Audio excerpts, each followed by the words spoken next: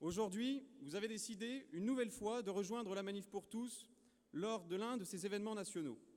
Certes, il n'y aura ni banderole, ni slogan, les plus impatients devront attendre dimanche soir, mais cette université d'été, temps de réflexion, d'information et de formation, prend tout son sens aujourd'hui, un an après le début de ce combat qui nous anime et nous dépasse tous. Le temps est enfin venu de nous retrouver pour le plaisir d'être ensemble, pour faire le bilan de cette mobilisation intense que nous avons connue et pour envisager avec vous ce que sera la saison 2 de la Manif pour tous. Nous nous sommes opposés à un projet de loi avec toute notre énergie et les faibles moyens dont nous disposions.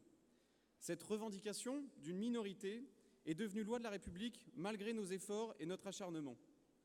Aujourd'hui, ne soyons pas honteux. Les esprits étaient déjà préparés depuis si longtemps.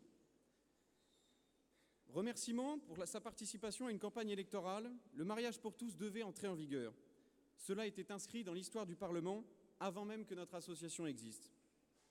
Malgré tout, par votre courage et votre volonté de rien lâcher, nous avons avec vous réalisé un exploit historique, faire descendre à 3 reprises dans la rue plus de Français que jamais aucun parti politique, aucune association, aucune religion, aucune communauté n'avait réussi à le faire dans l'histoire de la Ve République.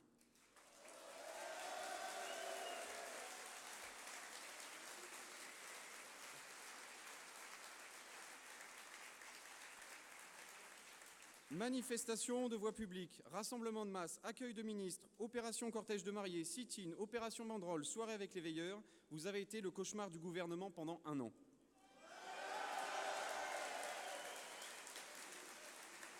Maintenant que la loi est votée, que reste-t-il de la Manif pour tous? Et la question posée par tous les journalistes. À nous de leur réexpliquer que la loi Taubira, dite du mariage pour tous, n'était pas seulement l'ouverture du mariage civil aux personnes de même sexe, mais également celle de l'adoption plénière à ces couples. Du fait de la soi-disant égalité, principe constitutionnel de la République française, le mariage pour tous devait entraîner nécessairement, à moyen terme, l'ouverture de la procréation médicalement assistée, puis à plus long terme, obligatoirement, celle de la gestation pour autrui pour tous les couples. Ce bouleversement de civilisation, comme le disait avec tant d'ironie notre garde des Sceaux, s'inscrit dans la démarche de l'idéologie du genre, niant l'altérité homme-femme et la complémentarité des sexes.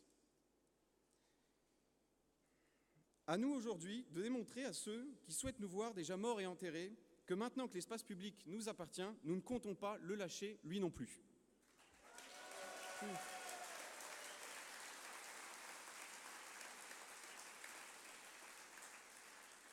Plus de 1000 participants, 80 intervenants, 48 forums, 21 thématiques. Une nouvelle fois, la Manif pour tous frappe un grand coup là où on ne l'attendait pas. Ces 2 journées de rencontres, d'échanges, de dialogues, de propositions et d'annonces ont été rendues possibles par le travail acharné d'une petite équipe, ainsi que les nombreux bénévoles qui se relayent depuis hier après-midi pour que vous puissiez, une nouvelle fois, bénéficier des meilleures conditions possibles. À tous,